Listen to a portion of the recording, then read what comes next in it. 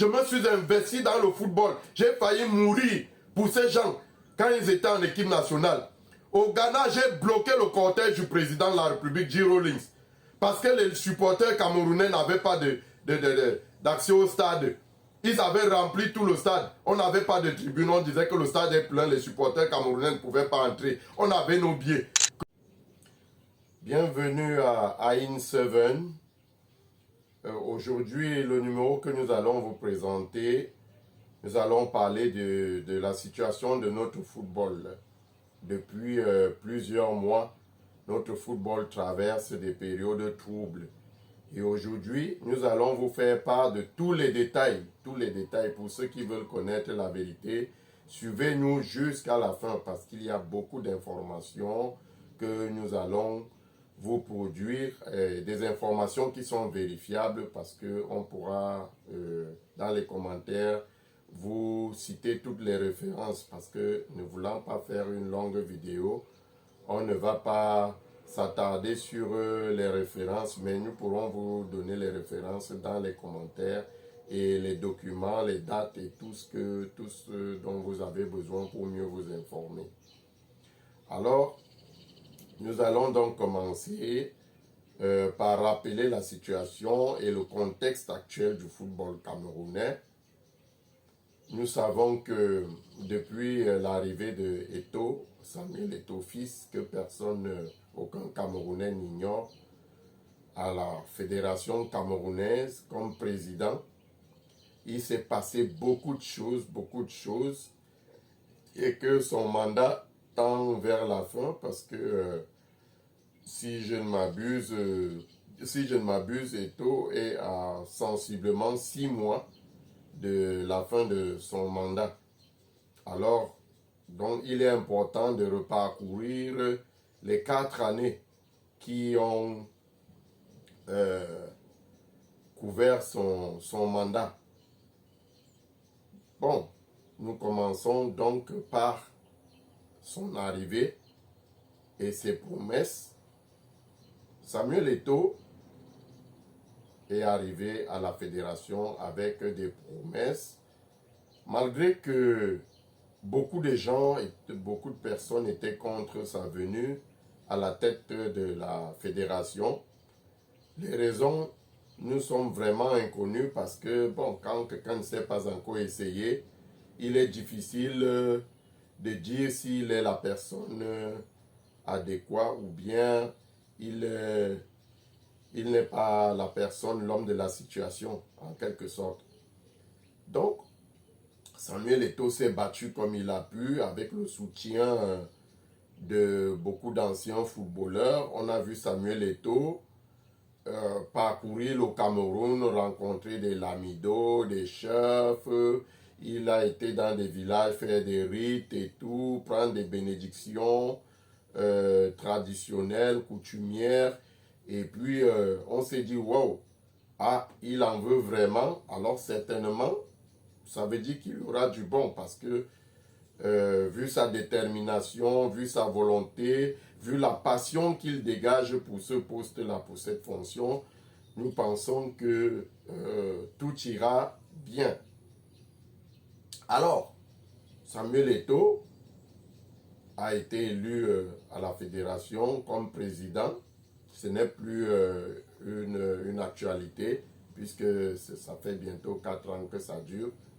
Samuel Eto'o, depuis décembre 2021, est président de la Fédération camerounaise de football. Donc, à son arrivée, il a commencé comme promis. Il a promis des salaires, l'augmentation des salaires, l'augmentation des revenus, des subventions destinées au club. Bon, tout le monde était impressionné qu'au moins, il va permettre au club de se développer, de se structurer et tout, en leur permettant d'avoir suffisamment de moyens. Alors, les gens étaient contents, même parmi ceux qui ne l'ont pas soutenu. Bon, les gens ont commencé à se manifester. il attirait des foules, les gens ne parlaient que de lui, tout le monde était content et tout. Même parmi ses détracteurs d'hier, et même ceux d'aujourd'hui, il y a beaucoup qui se sont manifestés positivement quand on l'a vu venir. D'entrée de jeu, on l'a vu, on s'est dit, ah, peut-être qu'on avait fait une erreur en le combattant, peut-être que... Donc, bon, aujourd'hui, nous sommes dans une situation telle que les Camerounais ne savent pas exactement ce qui se passe. D'un côté, il y a des gens qui l'accusent, des factures impayées, des billets d'avion, des hôtels, des bus, des restaurants, et des clubs, des arbitres, tous se plaignent de non-paiement. Je me demande si quelqu'un qui est aussi populaire, pourquoi est-ce que autant de personnes vont raconter des mensonges sur lui? C'est la question qu'il faut se poser. Hein. Moi, je ne vous fais pas un jugement. Je préfère que chacun se fasse son propre jugement. Donc, pourquoi quelqu'un qui est aimé, qui est tant aimé, pourquoi est-ce que tout le monde va mentir sur lui? Pourquoi est-ce qu'il n'y a même pas une seule personne qui dit la vérité et que on peut croire à cette personne et que tout le monde qui se plaint, que tout le monde soit des menteurs? Les présidents de clubs se sont plaints, on a dit que non, les présidents de clubs se plaignent parce que les robinets ont été fermés et tout. Bon, moi je ne sais pas si l'objectif d'un président de la fédération c'est de venir fermer les robinets. Moi je pense que quand vous venez vous trouver du désordre quelque part, vous redéfinissez les règles et puis vous partez sur de nouvelles bases. On ne peut pas dire qu'on ferme les robinets puisque chaque club a droit à des revenus. Et les sources de revenus du football en général, on les connaît. Globalement, il y a les cotisations des membres, la vente des gadgets, la vente et les accès au stade, les recettes des stades. Il y a les sponsoring, les quotes-parts de sponsoring. Il y a les retransmissions télévisuelles. Il y a, bon, chez nous ici, on peut ajouter les subventions. Les subventions. Il y a aussi quelques revenus comme les participations à la Coupe du Monde. La FIFA verse de l'argent pour le développement du football et tout. Bon, maintenant, dans le cas du Cameroun, les droits télé ne procurent pas de l'argent. Les stades sont quasiment vides, les recettes sont faibles. Même comme il y a certaines annonces qui faisaient part des stades qui se remplissaient, qui étaient de plus en plus pleins. Mais nous qui allons régulièrement au stade ou qui sommes des acteurs de football, nous ne voyons pas les stades pleins. Mais malgré qu'il y a quelques petites recettes qui peuvent aider, mais les stades ne sont pas pleins. Donc, et sachant que les matchs ne sont pas diffusés en direct, sachant que les stades ne sont pas pleins, ça gâte directement le côté sponsoring. Qu'on ne se mente pas, on dit toujours aux gens, non, allez chercher vos sponsors, allez faire ceci. Aucun sponsor sérieux, sauf si c'est du blanchiment d'argent, ne viendra investir de l'argent dans quelque chose qui ne marche pas. C'est-à-dire, il n'y a pas de spectateurs. Quand on paye, c'est pour la publicité. Quand les sponsors viennent accompagner des structures ou des projets, c'est pour se faire une publicité. Mais une publicité dans un contexte où les événements ne sont pas diffusés en direct à la télé et qu'on va voir peut-être des banderoles ou des pancartes publicitaires ou bien, je ne vois pas des maillots sur des maillots et tout. Bon, je ne crois pas qu'un promoteur d'une structure ambitieuse peut se lancer dans ce type de sponsoring. Je précise bien, sauf si c'est bien dans la majorité des cas, les blanchiments d'argent. Et dans ce même contexte, avec les stades vides, ça rejoint toujours le problème de la non-diffusion des matchs en direct à la télé. Alors, vous voyez déjà que ces trois côtés-là, les droits télé, les recettes de stade et le sponsoring sont déjà barrés. Alors, qu'est-ce qui reste au club camerounais pour se développer, il reste les subventions de l'État. Et ce n'est pas pour rien que l'État donne ces subventions. Parce que l'État est conscient du contexte du déroulement des championnats professionnels camerounais. Alors l'État, pour accompagner les clubs, l'État verse ces moyens-là. Qu'est-ce qui se passe donc? C'est que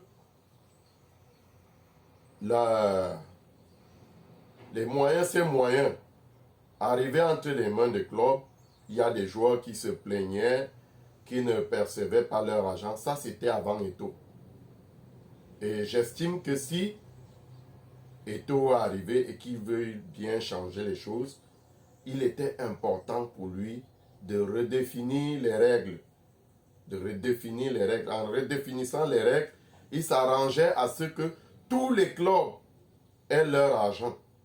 Que ce soit les quotes-parts des sponsoring, que ce soit l'argent, les revenus de la Coupe du Monde qui étaient censés être redistribués parmi les clubs de football camerounais pour le développement du football, parce que même les clubs amateurs étaient censés avoir des petites parts dans cette somme-là. Et en plus de ça, il y a les subventions de l'État. Et vous voyez donc de toutes ces sommes-là, les recettes de stade aussi également, et de toutes ces sommes-là, les clubs ne perçoivent pratiquement aucune de ces sommes, sauf quelques-uns avec qui il a des bons rapports. C'est à eux seuls qu'il réussit à reverser ces sommes-là. Mais il y a d'autres qui n'ont pas perçu depuis 3 ans, même un copec. Alors comment attendez-vous que ces clubs-là puissent payer les salaires de leurs joueurs? Moi, je vois cette situation un peu comme la situation de l'embargo que certaines puissances coloniales infligent souvent à certains pays qui ne respectent plus leurs engagements ou à qui ils reprochent des choses. L'embargo. Quand vous mettez un pays sous embargo, ce n'est pas les dirigeants qui souffrent, ce sont les pauvres populations qui payent le prix. C'est pareil pour le football camerounais. La FECAFOOT de Samuel Eto'o, en bloquant ces sommes-là, ces présidents de clubs, s'ils peuvent tenir ces clubs-là sans percevoir aucun radis de la FECAFOOT, ça veut dire qu'ils n'ont pas de problème pour manger chez eux.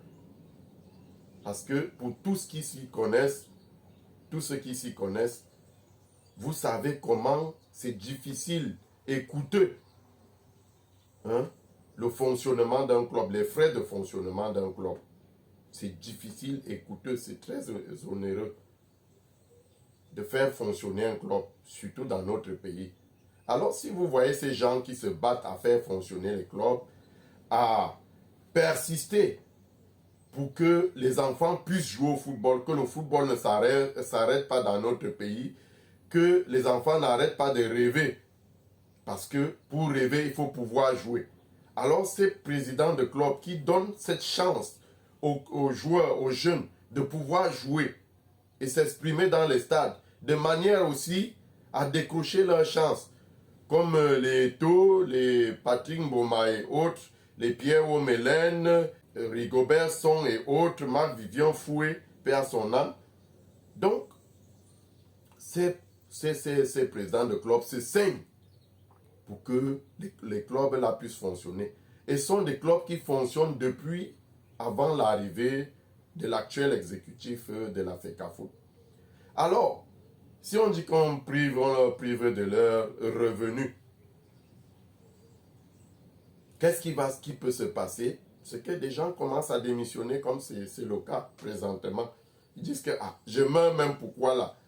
Je peux prendre mon argent, je pars construire des hôtels, je mets en location, ça me donne de l'argent. Je peux prendre mon argent, je vais aller me balader, je me fais plaisir. Je peux prendre mon argent, je m'achète des habits ou je m'achète des voitures de luxe. Je peux prendre mon argent, je fais plaisir à mes enfants, à ma femme, à ma famille. Donc, il y a tellement de choses que les gens peuvent faire avec leur argent. Mais par amour pour le football, qui est une passion pour les Camerounais, d'aucuns choisissent d'investir leur argent dans le football.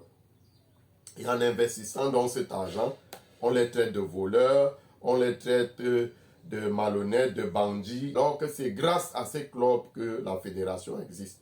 Il n'y a pas une fédération sans club de football. Parce que la fédération, elle fédère quoi? Elle fédère les associations, les clubs de football qui sont à la base des associations.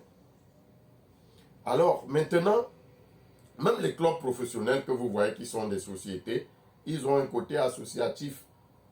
Parce qu'il y a le football amateur dans tous les pays du monde. C'est bien structuré. Et merci à la FIFA pour cette structuration-là. Alors, vous voyez que quand ces gars vont se décourager, qu'est-ce qui peut se passer? C'est que chacun se décide de rester chez lui, de ne plus investir son argent et que l'État garde ses subventions, que la FECAFOOT garde... et puis la FECAFOOT même déjà n'aura plus ses subventions. Puisqu'il n'y a plus de clubs, la FECAFOOT n'aura plus les sponsoring parce que MTN sponsorise le championnat. S'il n'y a plus de championnat, MTN n'aura plus rien à sponsoriser et du coup, ça fait une source de revenus de moins à la FECAFOOT comme au football camerounais. Donc, ce sont ces jeunes enfants qui ont sacrifié leurs études, qui ont beaucoup sacrifié leur formation et autres pour jouer au football.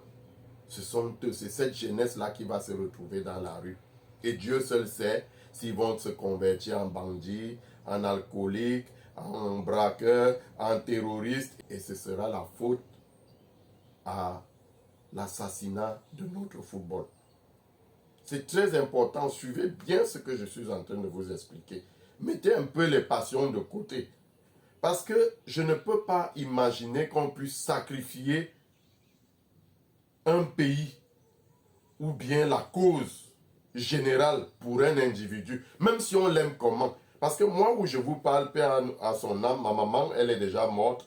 Mais si, pour la cause du Cameroun, il fallait que je fasse tuer ma mère, qu'elle me pardonne de dire ça, mais c'est pour montrer à quel point les Camerounais ne sont pas patriotes.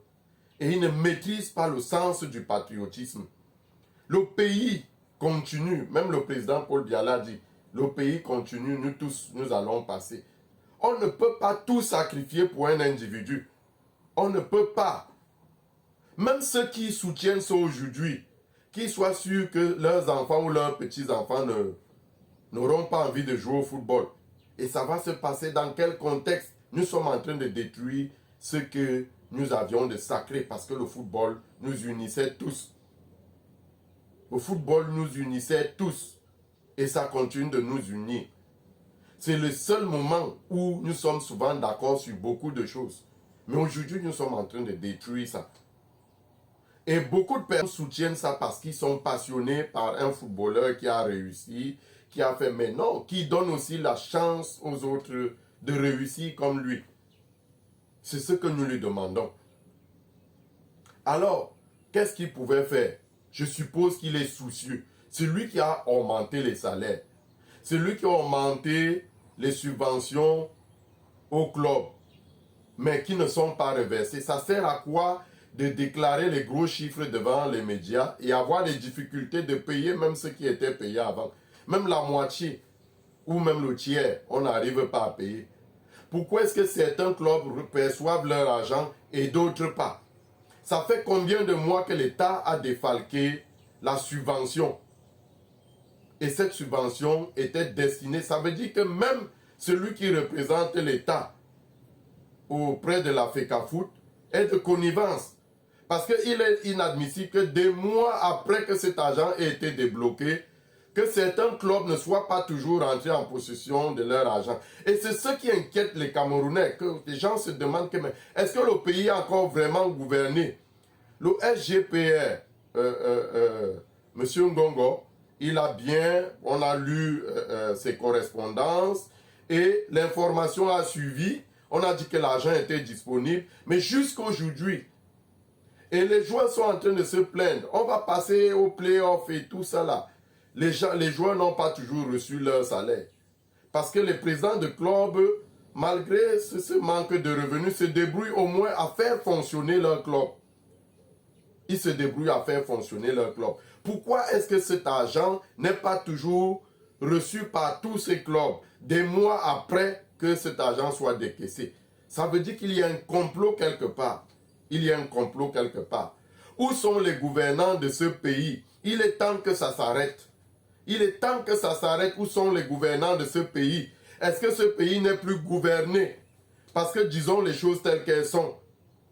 Disons les choses telles qu'elles sont. Les clubs se sont révoltés. Ils ont saisi l'État du Cameroun. L'État du Cameroun a pris des dispositions. Mais le même problème perdure. Alors que l'argent n'a pas transité par la FECAFOOT. Qu'est-ce qui bloque le paiement? Est-ce qu'il y a un complot, une complicité? Pourquoi certains clubs n'ont pas jusqu'ici perçu leur argent? Alors je pense que dans un état sérieux, les gens allaient, ceux qui en ont la responsabilité, allaient donc chercher à savoir pourquoi est-ce que jusqu'à présent, on ne peut pas défier l'autorité de l'État. On ne peut pas. Mais ce n'est pas parce que quelqu'un a joué au football au haut niveau qu'il est plus important que tout un pays au point où il faut tout sacrifier pour un individu. Mais qu'on ferme les stades, qu'on ferme les clubs, on dissout la fédération. Et comme il est l'aide le plus important du pays, on parle voir, il va dans les stades, on allume les projecteurs, les gens viennent l'admirer, et puis le pays se développe comme ça. Et puis le pays se développe parce que c'est ce qu'on a de plus sacré, c'est ce qu'on a de plus important. On ne peut pas toucher, on ne peut pas parler. Dès que vous ouvrez la bouche, vous êtes jaloux. Dès que vous êtes ceci, vous êtes aigri, vous êtes méchant. Oh, il est le meilleur. Oh, il est ceci. Mais Seigneur, qu'est-ce qui se passe dans ce pays réellement? Où sont les dirigeants de ce pays? Est-ce qu'ils n'ont plus cette capacité à diriger? Est-ce qu'ils n'ont plus la capacité à prendre des décisions et à les faire appliquer? Qu'est-ce qui se passe dans notre pays? C'est ce que beaucoup de Camerounais veulent savoir. Les gens murmurent partout, mais les gens ont peur de parler. Nous, on n'a pas peur de parler. On attend ce qui va nous arriver. Mais on sait qu'on ne parle pas pour nos intérêts personnels. On parle pour l'intérêt de notre pays. Le football a apporté beaucoup. Le football n'est pas un facteur de développement dans un pays, mais ça apporte beaucoup. Ça apporte beaucoup. C'est une passion pour les Camerounais. On ne peut pas détruire ça comme ça. Alors, il faut que les clubs perçoivent leur argent et que les joueurs, les footballeurs soient payés. Qu'ils soient payés. C'est ce que nous attendons de la FECAFOOT. C'est ce que nous attendons de l'État du Cameroun qui a défalqué cet argent. C'est ça le problème qu'il y a dans notre pays. On défalque des sommes, il n'y a pas de contrôle, il n'y a pas de suivi. Il n'y a pas de contrôle, il n'y a pas de suivi. Alors on va où là? Si on atteint ce degré d'asphyxie, qu'un seul individu peut asphyxier tout un... Ça prouve que notre système est faible. Que notre système est faible. Qu'est-ce qui se passe réellement? Est-ce que nous sommes encore dans un état de droit? Si lui, en jouant au football, il n'était pas payé, est-ce qu'il aurait atteint le niveau qu'il a aujourd'hui? Est-ce qu'il aurait le nombre d'admirateurs qu'il a aujourd'hui? Je pense qu'avec lui, il n'a pas fait un sport individuel. Il a fait un sport collectif. Donc tous les titres qu'il a gagnés, il était avec des gens sur le terrain. Il était avec des gens dans les stades. Il n'était pas seul. Pourquoi ceux-là aussi ne paralysent pas le pays? Pourquoi ceux-là aussi ne chantent pas leurs louanges partout et tout? Non, on en a marre. On commence à en avoir marre. On commence à en avoir marre. Ça devient de trop. Ça devient de trop. Hein? Les gens sont frustrés. D'autres ont peur de parler. On dit que non, il a les relations au sommet de l'État, machin et tout. Est-ce que c'est pour ça qu'il faut que toute la jeunesse qui a décidé de jouer au football doit mourir, ils doivent crever? Il y a parmi eux des jeunes qui ont des enfants, des jeunes qui ont leurs parents qui s'occupent, d'autres ont des parents vieux ou des parents au village. que de temps en temps, ils peuvent leur envoyer des petits sous pour survivre. Et c'est pour ça qu'ils ont choisi de jouer au football. Peut-être les parents n'avaient pas les moyens pour continuer à payer leurs études. Pourquoi on veut sacrifier toute cette jeunesse-là? Est-ce qu'on connaît le revers de ce que nous sommes en train de faire? Les jeunes sont en train de se décourager de plus en plus. D'autres vont en aventure. On demande aux jeunes de ne pas aller en aventure. Mais on ne crée pas de conditions pour les maintenir sur place au pays. Qu'est-ce qui se passe? Les arbitres ne sont pas payés. On dit que non, c'est la jalousie, c'est ceci. Les clubs ne sont pas payés. On dit que non, ils n'ont pas justifié. Vous ne percevez pas l'argent, vous allez justifier quoi? Justifier les paiements des salaires des joueurs. Si l'argent qui est destiné au paiement des salaires des joueurs est bloqué en amont, comment est-ce que les salaires là seront payés? On va donc justifier, on va prendre l'argent où? Les gens vont aller sacrifier leurs biens. Lui-même, pourquoi il ne peut pas sacrifier ses biens pour payer les salaires des joueurs? C'est les présidents de club qui doivent sacrifier tout ce qu'ils ont pour payer les... Pendant que lui bloque l'argent. Les joueurs ne sont pas payés. Les clubs qui font le maximum payent les primes de match gagnés et les primes d'entraînement. C'est déjà beaucoup. En attendant que leur argent qui leur est dû leur soit transféré pour qu'ils payent, qu'ils soldent leurs joueurs. Donc, vraiment, ça commence à faire trop. Ça commence à faire trop. Et c'est ça qui révolte les gens. C'est ça. Quand vous êtes dans une situation confortable, n'opprimez pas les autres. N'allez pas au point de les assujettir jusqu'à ce qu'ils n'ont plus de fierté, qu'ils n'aient plus rien à perdre. C'est ça qui crée des conflits dans les sociétés. C'est ça qui crée des conflits dans les États. Permettez aux gens de vivre de leur métier. Permettez aux gens de vivre de leurs efforts. Permettez aux gens de vivre de leurs sacrifices. Le football au Cameroun, c'est le mécénat. Parce que ça ne rapporte rien. On dit vous allez vendre les joueurs. Pour vendre les joueurs, il faut le mettre dans les meilleurs états. Il faut le mettre dans des conditions de s'exprimer, d'exceller. Et ce n'est que comme ça qu'il peut être vendu. Au Cameroun, on vend combien de joueurs? De nos jours.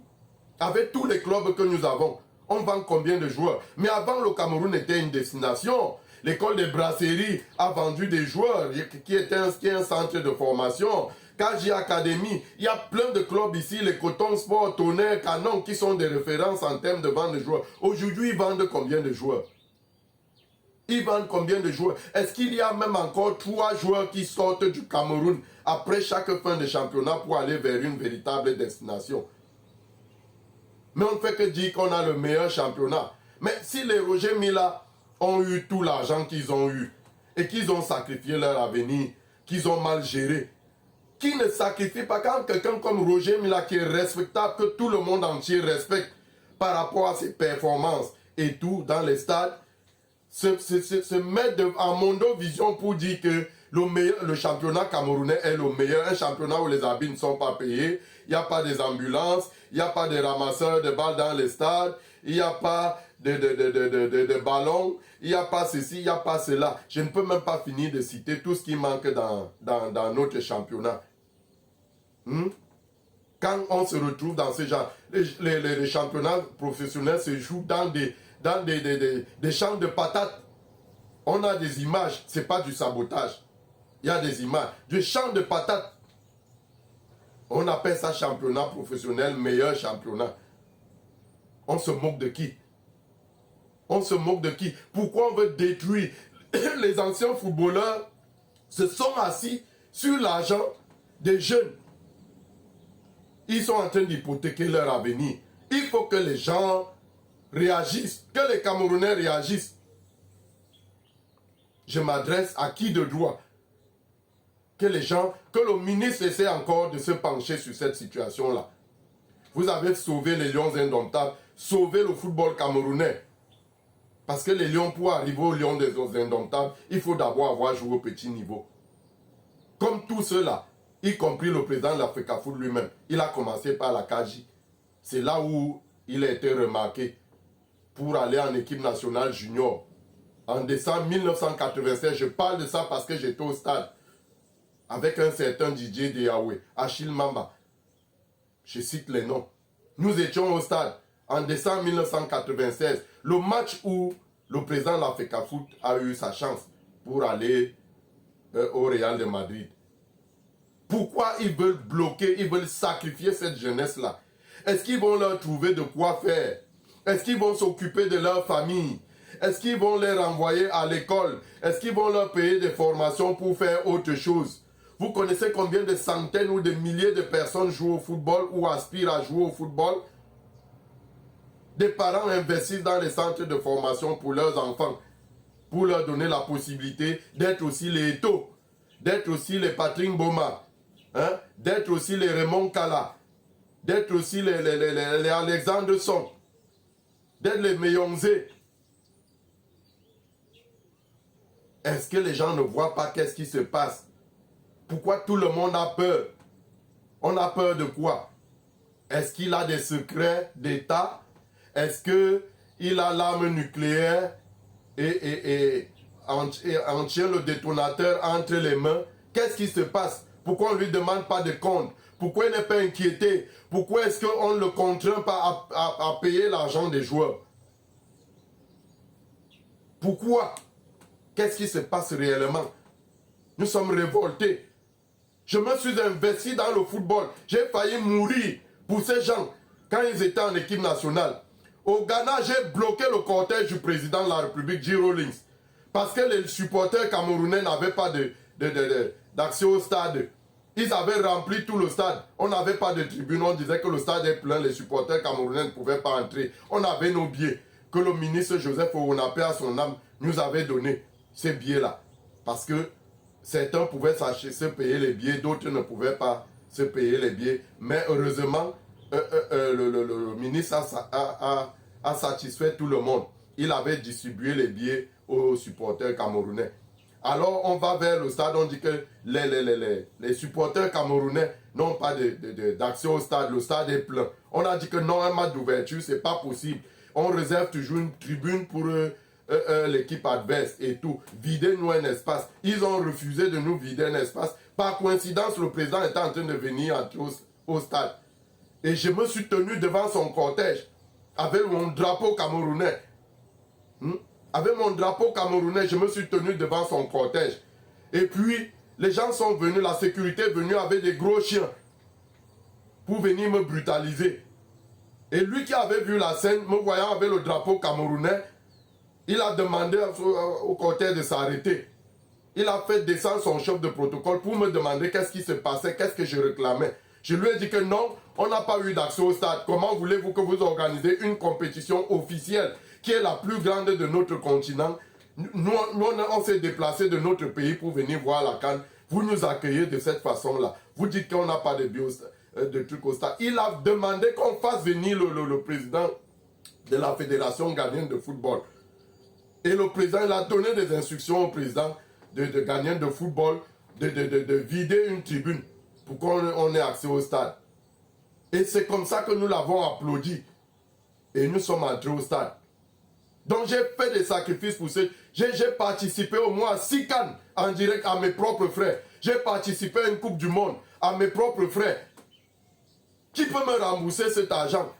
Est-ce que j'ai déjà eu une médaille pour ça? Même une récompense? Est-ce qu'on me reconnaît encore? Mais j'ai fait ça pour mon pays. Qu'on respecte les sacrifices des gens. Qu'on respecte les sacrifices des gens. On ne va pas continuer comme ça. Nous sommes en train d'aller dans la boue. Je pense que si Samuel Eto'o était soucieux des footballeurs camerounais, il aurait permis que s'il ne veut pas que l'argent transite par les clubs, il aurait trouvé un moyen de payer ces clubs-là, de payer ces joueurs. Il aurait réfléchi à une solution. Je pense que ce n'est pas ça qu'il a dépassé en 3 ans, en 4 ans déjà. Voici sa 4e année. Ce n'est pas ça qu'il a dépassé. C'est parce qu'il n'y pense pas. Il s'est assis avec ses amis, ils font les conférences vidéo où ils débattent de l'argent de la FECAFOOT. Donc en fait, l'argent qui est censé payer ceux qui jouent aujourd'hui paye les anciens footballeurs. Donc vous laissez à l'abandon des jeunes pour aller vous occuper des gens qui ont déjà eu leur chance et qui ont hypothéqué leur vie. Hein? Je n'insulte pas les anciens footballeurs. Hein. Même parmi ces anciens footballeurs-là, il y en a qui ont leurs enfants qui jouent au football. Et ils ne peuvent pas accepter que l'avenir de leurs enfants soit sacrifié. Ils se disent que s'ils ont raté et qu'ils ont mal géré, à travers leurs enfants, leurs petits-enfants et autres, ils peuvent rattraper ce qu'eux-mêmes ils n'ont pas pu faire. Ils peuvent revoir le soleil. Quand vous voyez quelqu'un comme Samuel Eto'o, c'est quelqu'un qui est comme un artiste qu'on a mis sous les projecteurs pour prester. Et étant sous les projecteurs, il a toujours l'impression qu'il n'est pas assez vu. Il cherche donc comment grimper, aller sur les projecteurs, nettoyer les projecteurs pour être mieux vu. Au lieu de se concentrer pour ce pourquoi il est là. Hein? Mais il faut que ça s'arrête. Il faut que ça s'arrête. S'il est devenu Dieu au Cameroun, qu'on aille le prier dans les églises, on s'assoit, il entre, on le prie, on se prosterne devant lui. Si c'est le football qui est devenu la chose la plus importante dans tout un pays, et que parce que quelqu'un joue au football, il faut qu'il hypothèque tout un pays, qu'il confisque tout dans tout un pays, qu'il soit partout, sauf là où on a besoin de lui. Vous allez le voir dans les voyages à gauche, les voyages à droite, les chefferies, les machins. Tantôt, il dit qu'il part aider les judokas, la judokas qui était malade. Donc, il part aider tel, il part faire ceci. Il veut faire tout sauf ce pourquoi il s'est engagé. C'est trop. Et les gens ont peur. Vous avez peur de quoi? Et toi est venu, avant qu'il ne joue au football, il a trouvé le football camerounais, ça marchait bien.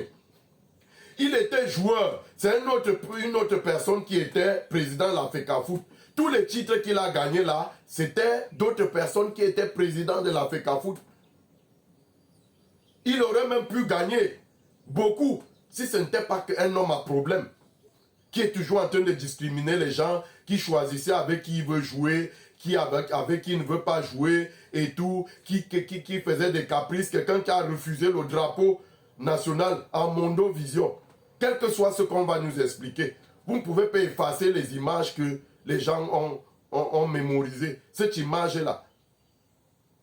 Alors vraiment, je demande qu'il faut que les gens prennent conscience, que les Camerounais demandent à Eto'o d'arrêter de sacrifier la jeunesse camerounaise. Qu'il arrête de les sacrifier. Qu'il arrête de les sacrifier parce que tout l'argent qui bloque, ça ne fait pas du mal aux présidents de club. Beaucoup de présidents de club là sont des gens qui sont assis, ne peuvent pas manquer de quoi manger. Leurs enfants ne peuvent pas manquer de quoi manger. Leurs enfants iront toujours à l'école. Ceux qui souffrent de ces blocages là, ce sont des footballeurs. Et je pense que lui-même en tant qu'ancien footballeur, il aurait dû connaître, savoir ça mieux que moi. Il est censé le savoir mieux que moi. Parce que quand il a joué, il était payé. Les fédérations dans lesquelles il jouait les championnats s'arrangeaient à ce que les joueurs soient payés. Samuel Eto'o pouvait remettre simplement l'argent au club intégralement et attendre qu'un joueur se plaigne de non-paiement pour sanctionner le club. C'est aussi facile que ça. Mais comme il est là pour ses règlements de compte, il ne cherche pas de solution. Il s'accroche sur des petits détails pour sacrifier les gens, pour régler ses comptes. Parce qu'il faut que les gens viennent lui lécher les pieds, que les gens viennent baisser les culottes devant lui pour qu'il sache qu'il est important. Quelqu'un qui est tant populaire, mais qui est toujours à la quête de la popularité. Comme s'il n'était pas convaincu qu'il est populaire. Il n'est pas convaincu qu'il est mis en lumière, que le soleil brille sur lui. Mais la nature a quelque chose d'exceptionnel, c'est que elle sait élever les gens. Et ça dépend maintenant de la manière dont tu gères ta gloire. Et c'est ce que je dis toujours aussi, même à ceux qui sont au-dessus de nous, qui nous gouvernent. C'est que apprenez à gérer votre gloire. Apprenez à gérer vos succès, vos bénédictions. Parce que pour arriver là où vous êtes, vous avez été béni. La loi, elle est d'abord naturelle. Et la loi naturelle, que certains appellent la loi divine, Elle n'est pas corruptible. Elle s'applique à tout le monde, tôt ou tard. À un moment, vous atteignez le sommet, vous avez l'impression que vous êtes intouchable, que plus rien ne peut vous arriver. Mais la nature vous montre les choses, les miracles. On en a vu. Des exemples sont nombreux, on ne peut pas les citer.